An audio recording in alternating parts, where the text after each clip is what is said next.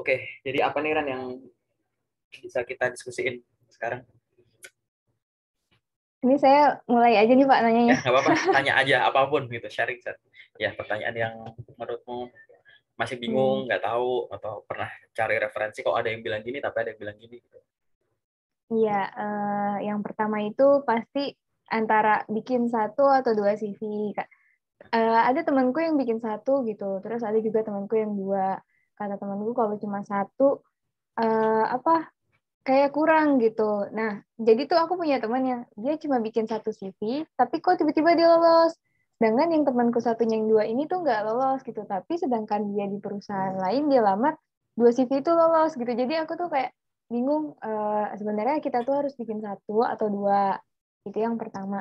Terus yang kedua, pasti kan kalau kita ngelamar itu sesuaiin sama apa yang posisi yang kita lamar. Misalnya aku kan pernah pengalaman admin terus pengen admin juga gitu ya. Cuman kan admin itu 3 tahun yang lalu gitu. Sedangkan pengalaman terakhirnya itu ya bukan di admin. Nah itu ada yang bilang nggak apa-apa cantumin aja. Ada yang bilang nggak usah, itu mah nggak usah dicantumin, itu nggak penting gitu. Yang penting tuh adminnya itu lu tonjolin gitu. Dia bilang gitu, gitu sih Pak. Ya, aku nanya dua itu dulu.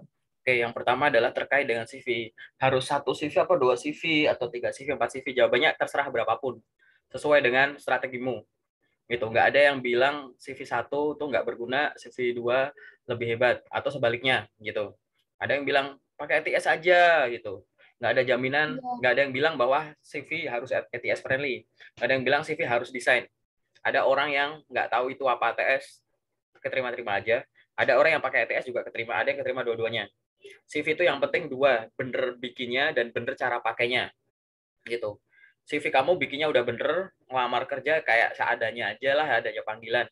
Kamu kurang mengeksplor, atau ngelamar kerja cuma lewat email terus, atau lewat Jobstreet terus tinggal klik, atau lewat website terus gitu. Nggak semua kamu coba gitu.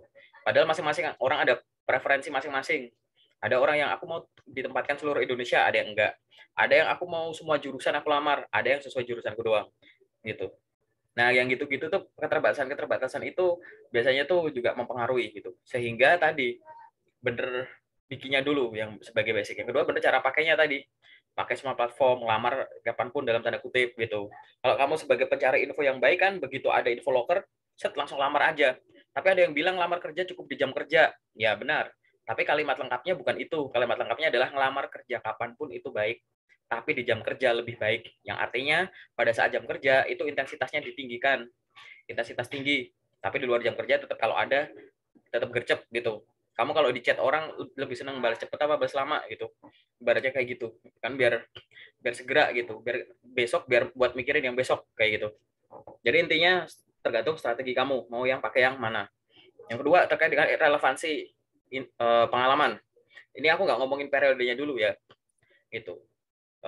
Pengalaman yang relevan itu tidak cuma dilihat dari job desk-nya, tidak dilihat dari nama jabatannya, tapi job desk-nya. Itulah kenapa kalau punya pengalaman kerja, tidak hanya menuliskan perusahaan apa, periode kapan, sebagai apa, tapi di breakdown dalamnya, gitu.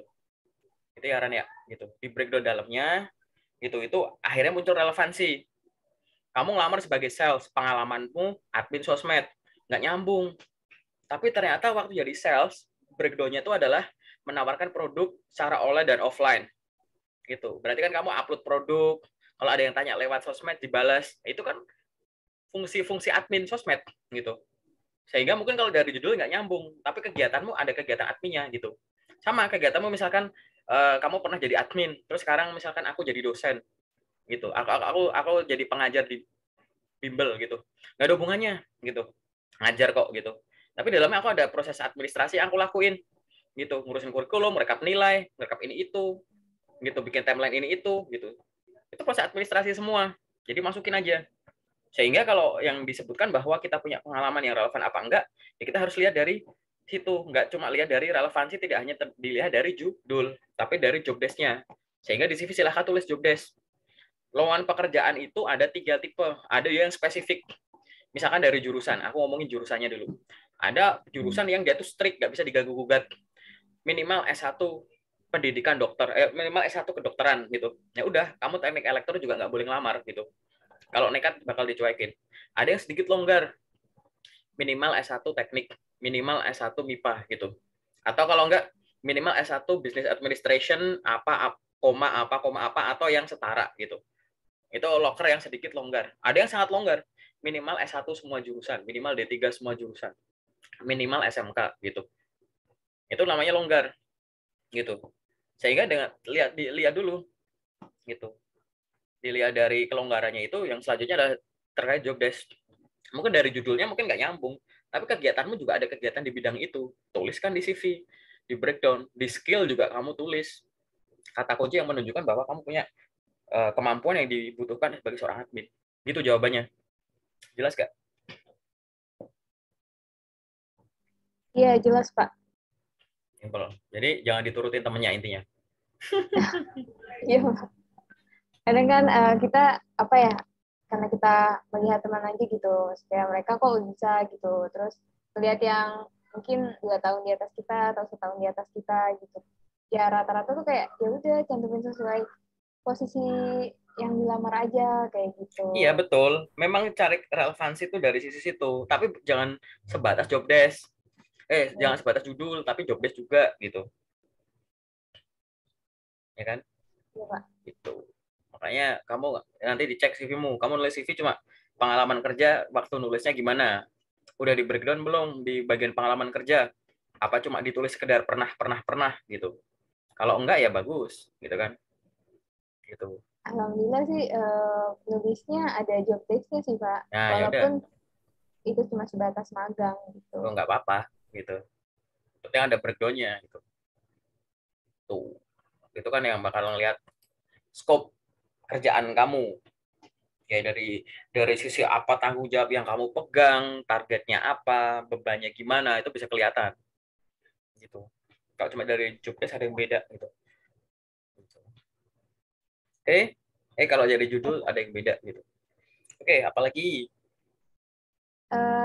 Masih terkait CV, hmm, untuk bagian apa seperti tanggal lahir, tempat tanggal lahir itu sebenarnya dicantumin atau enggak Pak? Karena kan ada yang apa ya di syaratnya itu misalnya maksimal umur berapa. Nah, bagaimana rekruter itu tahu kalau misalkan umur kita tuh belum mencapai maksimal itu gitu. Dengan kita nggak menampilkan tanggal lahir, tempat lahir seperti itu. nah itu udah kamu jawab sendiri. Tempat tanggal lahir itu mandatori, wajib ada di CV. Kalau nggak ada salah.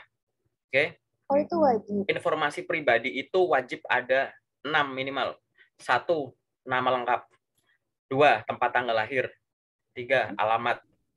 4, alamat email. 5, nomor telepon. 6, sosmed. Paling gampang LinkedIn. Gitu. Jadi nggak ada tempat tanggal lahir salah. Gunanya buat apa ya tadi? Gitu. Ada pekerjaan-pekerjaan yang strict gitu. Usia maksimal sekian.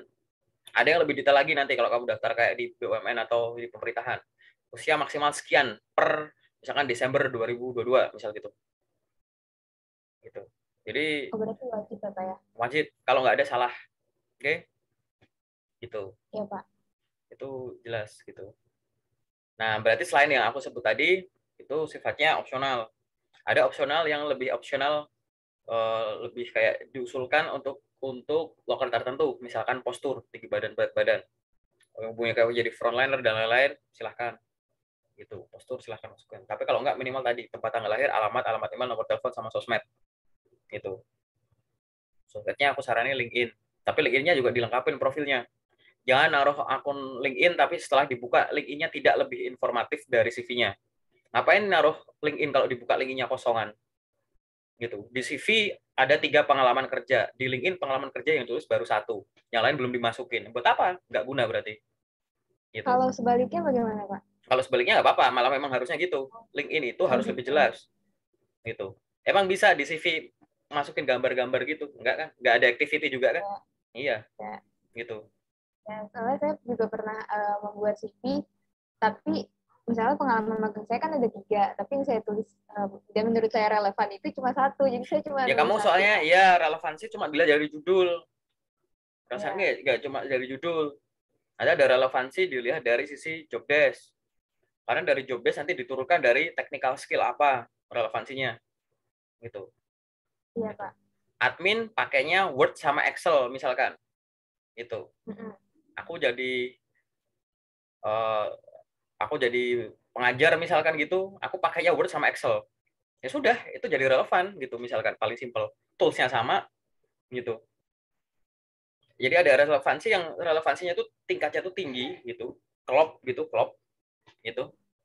Itu yang sempurna atau yang relevansi tinggi gitu. Atau ada ya relevansi yang seperti itu. Gitu. Relevansi nggak cuma dilihat dari sisi nama jabatan, job desk. Nanti turunannya job desk, technical skill-nya, tools-toolsnya, pengetahuan bidangnya, habis itu soft skill-nya gitu. Itu namanya relevansi. Itu. Logika kamu nanti akhirnya bisa dipatahkan dengan hal yang simple. Ada loker jadi sales gitu misalkan. Nah gitu deh. Ada loker jadi customer service. Jurusanmu perikanan. Oke. Lokernya customer service. Padahal Iya. kamu sudah meyakini bahwa cantumkan saja yang relevan. Gitu kan. Akhirnya kamu mikir, wah, nggak ada hubungannya nih aku punya sama perikanan, sama laut, sama ikan gitu-gitu. Padahal di loker customer service syaratnya minimal S1 semua jurusan. Gitu. Kira-kira yang salah lokernya apa kamunya? Gitu. Iya. Gitu. Ya, ya tergantung ya gitu. Masa kamu bilang, Iya. oh itu salah, itu nggak sesuai, customer service itu harusnya jurusan komunikasi, harusnya gini. Kok dia terima semua jurusan gitu. Makanya itu, ya mendefinisikan sesuatu jangan cuma di service-nya gitu. Nah kalau nggak tahu nanya.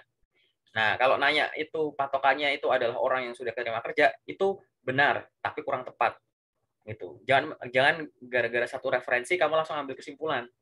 Literasimu harus ditingkatkan, kepomu ditingkatin, riset gitu, cari di internet gitu, artikel-artikel baca, cocokin sama jawaban temen, cocokin sama jawaban orang yang nggak kamu kenal, cocokin sama ada YouTube gitu, akhirnya nemu garis merah.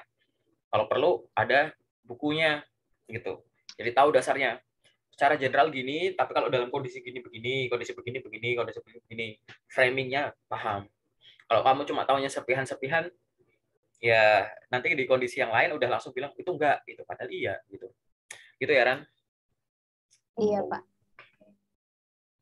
Oh jadi ceramah ya. Oke, terus lanjut.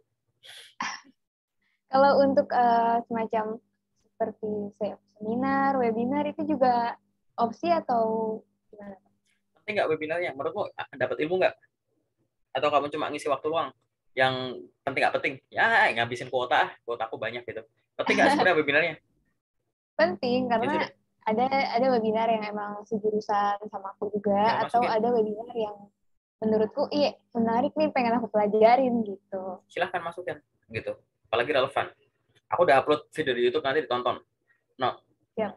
ikut webinar itu jangan sekedar yang gratisan, jangan sekedar yang aku ada waktu, nggak gitu. Kamu skenario, kamu belajar apa, ikuti webinarnya.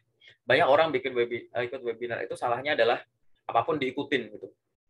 Gitu. Iya. Webinar itu kamu bisa ikutin tuh atau bukan apapun yang diikutin itu general, topik-topik general. Cara menghadapi era digital, cara ini gitu. Itu terus yang kamu ikutin. Yang satu yang ngadain lembaga ini, yang satu universitas ini, yang satu universitas ini, tapi sama semua. Gitu. Jangan dipikir kalau kamu nyantumin webinar di CV gak dibaca entah sama recruiter apa sama user gitu ya. Yang dia ikutin cuma penyelenggara yang beda, tapi temanya itu terus gitu. Buat apa dimasukin semua? Kadang ikut yang general, kadang ikut yang spesifik gitu. Kadang ada yang bahas kepala, ada yang bahas tangan, ada yang bahas kaki, badan gitu. Oh, berarti secara keseluruhan kamu tuh lagi pengen mempelajari manusia gitu. Beratnya gitu. Karena Oh, masih satu gitu. sektor Iya, Pak. gitu. Ya, ada yang bahas soal komunikasi, soal cara presentasi, cara jualan gitu. Oh, ini dia lagi belajar sales marketing gitu. Gitu. Coba deh iseng diikutin, dicek itu, ikut-ikut webinar kayak gitu. Namanya di konsep namanya. Nggak asal cari yang gratis. Aku pernah, kalau mau dicoba, aku nggak tahu kamu pernah riset nggak gitu. Sebelum aku ngomong ini kan aku riset dulu ya. Aku dalam keadaan sibuk, kira-kira tuh bisa ikut berapa webinar gitu. Nah, waktu itu di bulan November. Bulan November aku iseng ikut gitu. Selama sebulan aku bisa ikut 60 webinar gratis. Gitu. Wah, Gitu. Nah, kan berarti kan sehari 2 ya. Ternyata aku masih bisa. Itu di tengah ya tetap tidur ya, tetap ada kegiatan waktu itu gitu. Dapat sertifikatnya. Ada yang enggak sih, karena ada yang dapat sertifikat harus bayar lagi. Aku nggak mau, kan aku cuma riset gitu. Aku pengen tahu ngukur aku sebenarnya bisa berapa. Itu dalam tanda kutip tuh, itu adalah random gitu. Aku yang random aja bisa dapat 60 webinar gitu kan, di tengah tetap tetap kerja, tidur, main, nge-share ini itu masih bisa gitu. Apalagi kalau kamu terkonsep gitu. Yang jadi masalah adalah kamu dapat akses nggak tuh untuk tahu bahwa di sana tuh lagi ada webinar macam-macam. Kumpulin dulu, habis itu kamu plototin mana yang bakal aku ikutin. Oh, ini sama ini nyambung ini. Oke, aku daftar ini gitu. Jadi kalau semua webinar itu dimasukin di CV, oh ya, kita tahu gitu, kamu pengen belajar apa. Kita tahu kamu akhirnya bisa apa. Tapi kalau semua diikutin, random gitu nanti namanya. Itu pun semua, kalau kamu mau ikut kelas apapun, aku nggak ngomong salah ya gitu. Kita sebut aja di sini nggak apa-apa gitu. Yang ada di LinkedIn Learning misalkan, yang ada di Ruang Guru, yang ada di Coursera, semua kayak gitu. Kamu ikut cuma topiknya random gitu ya, ya sudah gitu. Sesuatu yang bisa dirangkaikan lebih enak gitu ya, Ran ya. Iya. Gitu. Oke, lanjut. Apa lagi nih? Yang pengen kamu tanya. Ya. Gini, ada kan CV itu ada yang bahasa Inggris, ada yang bahasa Indonesia. Ada beberapa teman-teman yang kalau ngelamar, ya udah dia Inggris semua, walaupun dalam persyaratannya atau penggunaan kata-katanya bahasanya itu bahasa Indonesia. Apakah pertanyaannya apakah daftar lamaran yang bahasa Indonesia harus dengan CV Indonesia, Inggris dengan Inggris, atau ya udah boleh mau Inggris mau Indonesia nggak apa-apa gitu. Jawaban paling simpelnya, kalau pengen aman, Inggris saja semua gitu. Tapi aku harus jelasin ke kamu ya gitu. Intinya gini, bahasa itu ada hierarkinya. Yang pertama itu gunakan bahasa sesuai arahan. Itu ada beberapa loker yang dia tuh minta pakai bahasa apa ditulis di lokernya. Itu CV must be written in English misalkan gitu. Jadi itu adalah sesuatu yang secara langsung ya mengarahin kamu harus pakai bahasa Inggris gitu. Gitu. Atau yang kedua, CV-nya nyuruh kamu dalam tanda kutip pakai bahasa itu tapi tidak secara langsung gitu. CV-nya lokernya pakai bahasa Indonesia, tapi di salah yang dicari itu sebagai seorang staff tertentu, tapi di kualifikasinya tulisannya adalah English, mampu berkomunikasi bahasa Inggris pasif gitu. Mampu bahasa Inggris minimal pasif gitu. CV-nya pakai bahasa Indonesia, lowongannya bahasa Indonesia, tapi di kualifikasinya ada tulisannya gitu. Gitu. Jadi secara nggak langsung itu ibaratnya kayak, ayo tunjukin dong bahasa Inggrismu gitu kan. Itu. Iya betul. Atau yang tadi yang memang tidak tertulis. Kalau tidak tertulis sih loker bahasa Indonesia kasih Inggris nggak apa-apa. Tapi kalau loker bahasa Inggris kasih Indonesia kurang disarankan. Kecuali kamu udah riset dulu ini perusahaannya kayak gimana. Gitu. Apalagi ini perusahaannya hubungannya sama ekspor impor misalkan gitu ya. Atau yang hubungannya sama marketplace yang kemungkinan ada barang-barang yang kamu beli dari luar gitu-gitu. Dan lain-lain gitu. Nah, kalau kayak gitu ya udah mending pakai bahasa Inggris. Toh juga nggak rugi gitu. Tapi kalau ada loker bahasa Inggris kamu kira pakai bahasa Indonesia, aku tidak menyarankan. Gitu. Jadi tadi ada hierarkinya kayak gitu sih.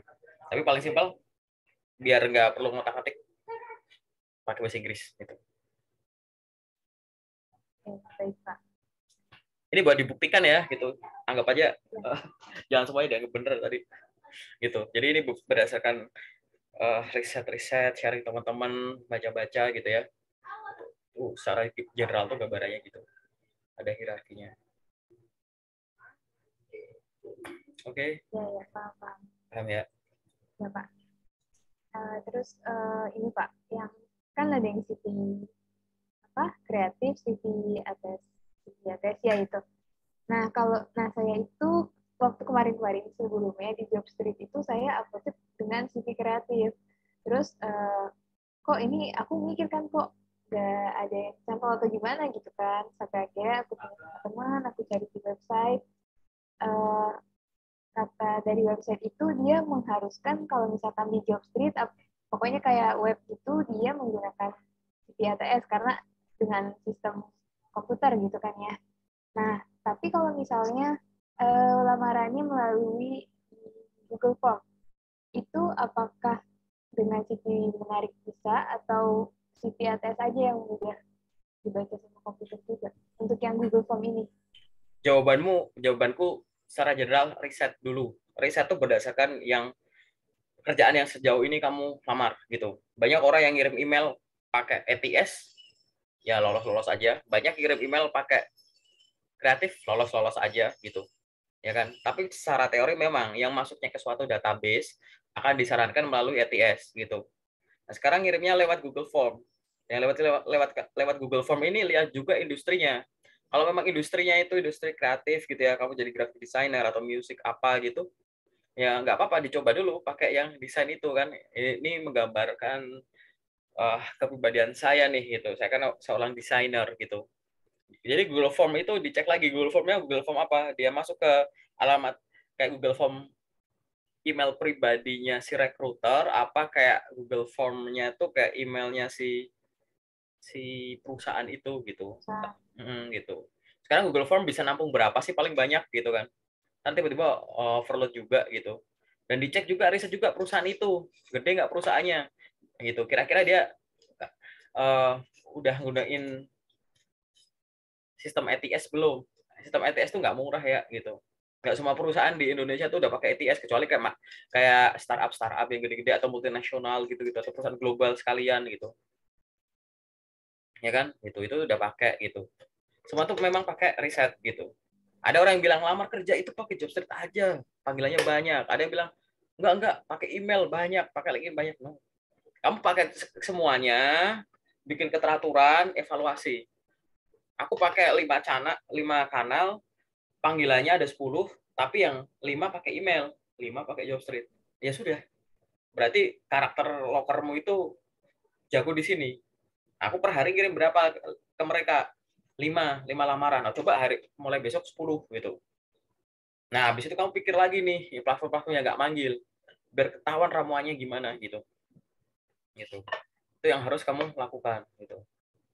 Bisa dicek CV-nya, tadi CV balik, isinya udah bener belum, cara pakainya belum gitu. Account kamu yang dibikin di platform itu udah keisi semua belum gitu.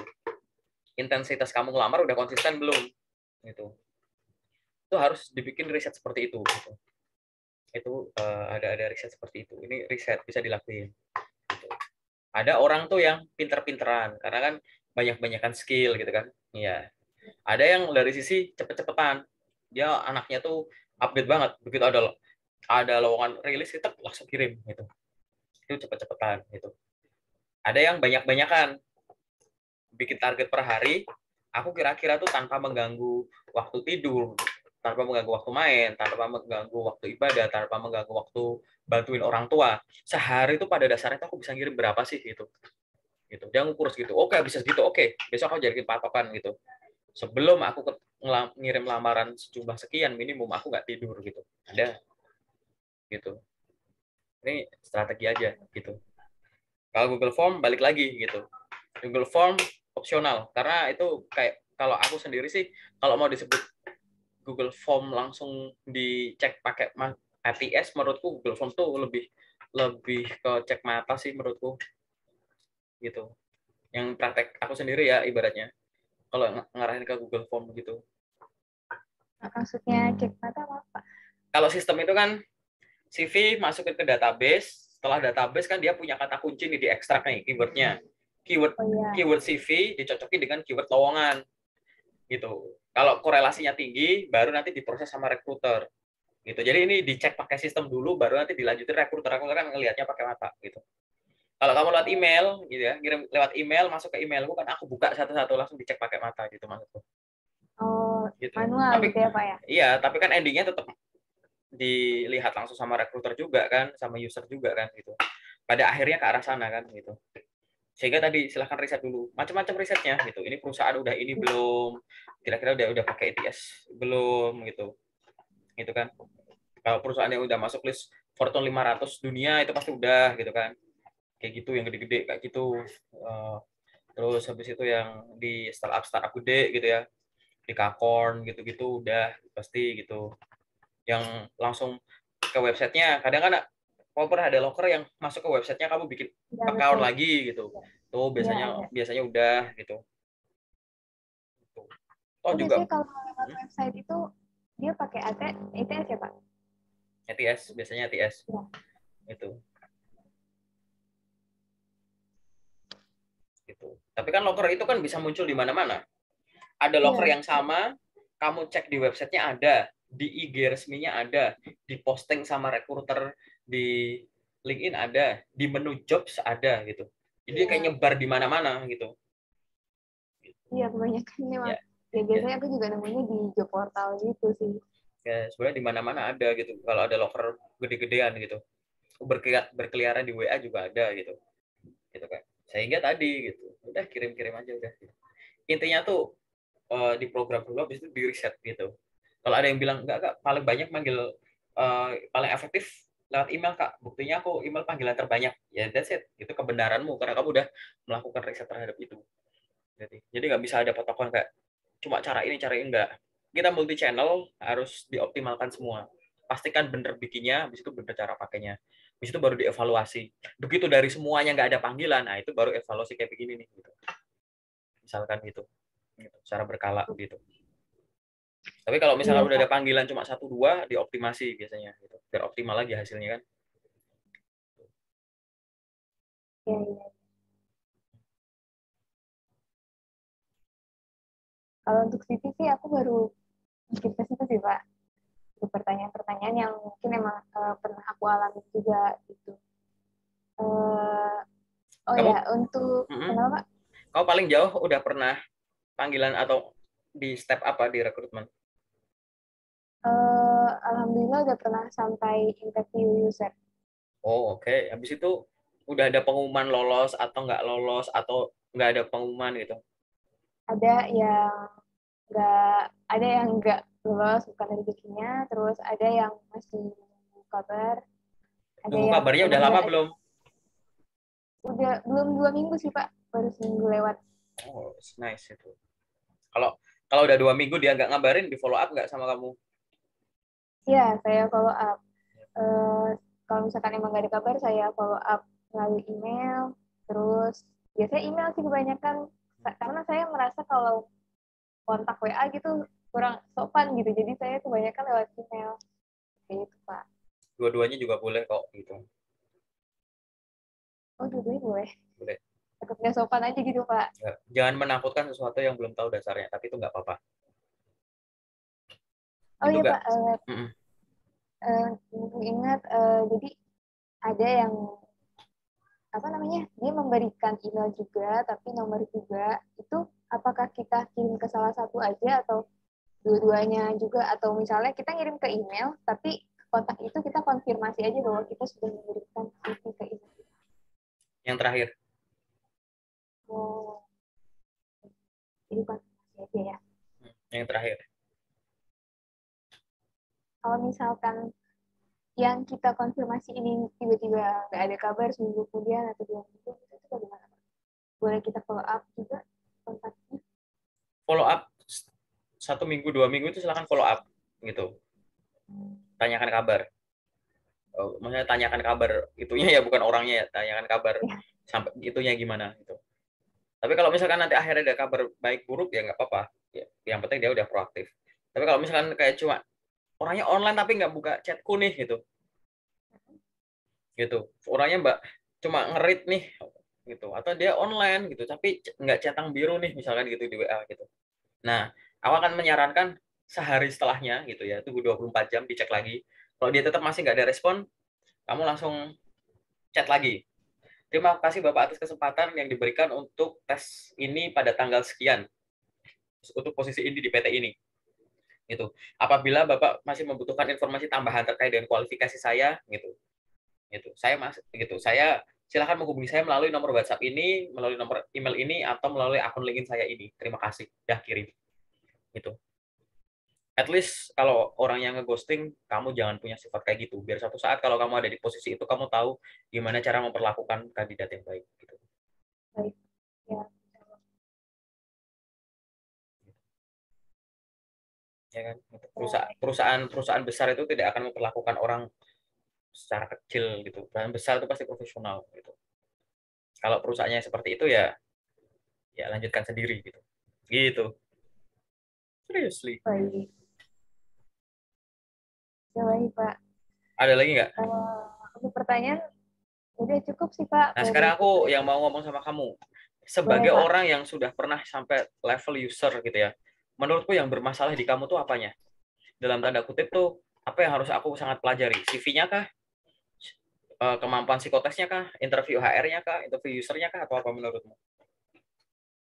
Eh, Pas interview user sih Pak, karena kan kalau interview user itu dia lebih menanyakan pengalaman, jadi mungkin sebelum hari H untuk interview tuh itu benar-benar harus belajar, apalagi eh, pengalaman di organisasi itu kan agak berbeda sedikit ya dengan pengalaman yang ada di tempat kerja gitu. Jadi saya harus banyak-banyak riset, misalnya posisi ini tuh ngapain aja, terus berkoordinasinya dengan timnya siapa aja, tugasnya ngapain, tanggung jawabnya apa. Jadi saya memang harus cari tentang itu yang benar-benar menjadi tantangan sih. Riset perusahaan maksudmu?